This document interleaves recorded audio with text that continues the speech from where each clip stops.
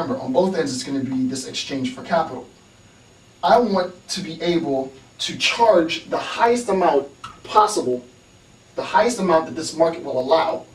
I want to be able to charge the highest amount the market will allow for a particular product. So if I can get away with selling a pair of shoes for $250, if it's a pair of shoes, for example, that we're discussing, if there's a demand in the market and the market will allow billing a pair of shoes at $250 and people are interested in consuming those shoes, they're interested in purchasing those shoes, then that's great. Look, we've created a product that we can sell for $250.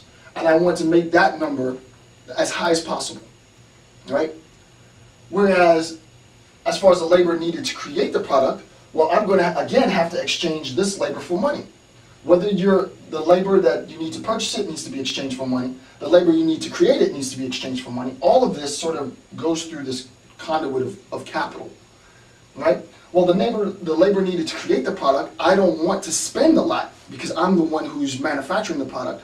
I don't want to spend a lot in the creation of this product, right? The less I can spend, the least I can spend, the more profit that I have, right? If I know I can sell it for $250, I don't want the manufacturing cost of my product to equal $249 because then I'm only making $1 profit. I want to get that number where? I want to get this number as close to zero as possible, right? I want this number to be as close to zero as possible.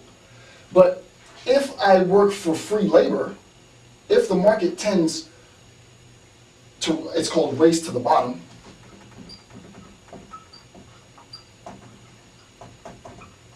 It's called a race to the bottom. If the market tends to go towards free labor, I have to realize that that becomes slavery, right? Because free labor equals slavery.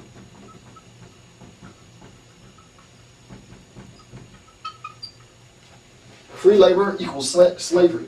So what they try to do is they try to get this number as low as possible, right? The amount of money that I'm going to exchange with an individual in order to create the product has to be as low as possible. And I want to sell this product for the most amount possible so that consumers need to exchange more and more of their labor for my products. That's how it works. So what ends up happening is the market will tend to rush towards free labor. Now, obviously, free labor or slavery is an illegal practice. And the argument is that what we need to do, and what neoliberal economists argue, is that what we need to do is we need to encourage a deregulated market. A deregulated market would take out the barriers, the obstructions, that would otherwise hamper the progression, the unraveling of the market, right? So let's remove the barriers. In removing the regulation, the market will tend to, I argue, and many argue, race toward the bottom. Now, I have to admit that this interpretation of this account of neoliberalism is obviously biased, right? There are those who support neoliberal economics. I'm not going to give you an account of a supportive act in neoliberal economics, even though I think there are some benefits to it. Mine is more an account of this problem, right? There's an inherent problem in attempting to completely deregulate a market. Why? Because if the barriers are removed within the market that would otherwise allow the market to progress and unravel naturally, when the market completely unravels, when it arises at its baseline or natural state, its most natural state, the most natural state of the market is free labor, right? It means that there are products being produced by individuals who aren't being compensated for their labor. That means everything that's done is profit, right? It's a 100% pure profit industry. As soon as we start talking about the exchange of money for labor, then we're introducing the idea of some type of pay or some type of salary, of some type of compensation, and obviously that takes away from the bottom line. That takes away from the total profit that can be made. Okay, so this is the first account of neoliberal economics. But what we've done right now is what I've done is just introduce the idea that neoliberal economics is basically the attempt to encourage a deregulated market and to put practices and policies in place that would also encourage this deregulated market. But it gets a little bit deeper than that, right? That's just a very superficial account of neoliberal economics. The question is,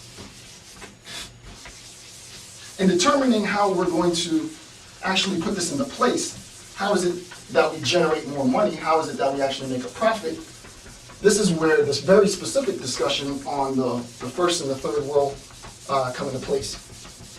So you can talk about sort of neoliberal economics in a vacuum, but it does a better service to actually talk about how it unfolds within the first and the third world.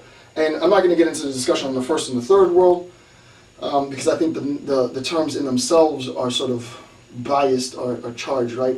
Developing as well as compared to developed. But I'm just using the vocabulary that's readily available to me. But that being said, I am going to discuss sort of how neoliberalism, more so than just the attempt to deregulate markets, unfolds within the first and the third world. Okay. So we have the first world here, and we have the third world here. So here's the first world, and here's the third world. All right.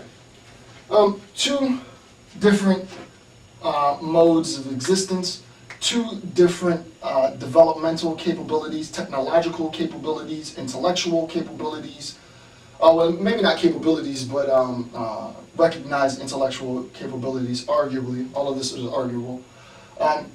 So what is the relationship between the first and the third world with respect to neoliberal economics?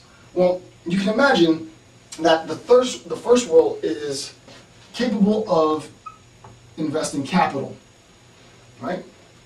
What the first world is able to invest into the third world, only really reinvesting it into itself is capital, right? There's a surplus of capital.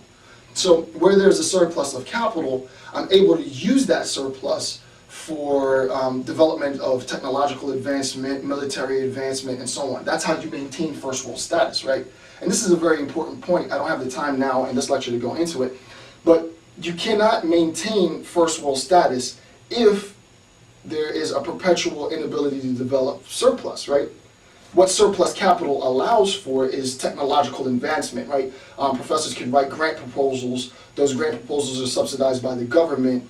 Those grant proposals then become technological applications that have military or sort of NASA implications, and eventually it trickles its way down into the market. The microwave is a perfect example of that. But that requires money, right? That type of research requires money.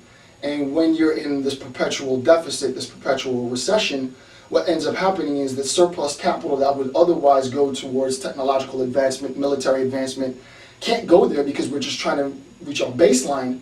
And eventually what you're going to have is a decline of the first world, right? And that can be very problematic. I'm not going to get into that lecture now. In the third world, there isn't capital to be matched, right? There isn't as much capital in the third world as there is in the first world. So that they can't make an exchange for capital, right? That's not what this is about. The only thing that the third world really can match is people, right?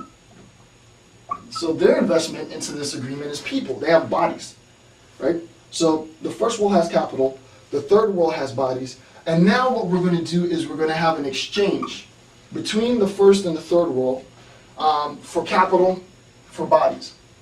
Now, what you end up recognizing is that the vehicle in which capital is exchanged for labor, right, and this gets a lot deeper, but at the first glance, the way that capital is exchanged for labor, this exchange between the first and the third world always takes place using tariffs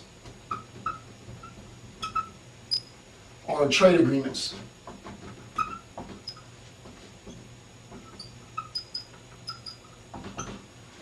A trade agreement or a tariff is going to be put into place, and that tariff is going to determine the exchange between, and I'll just put it here,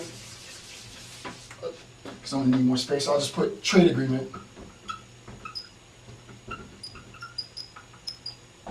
That trade agreement is going to set sort of the rules, the conditions in which this capital is traded for labor.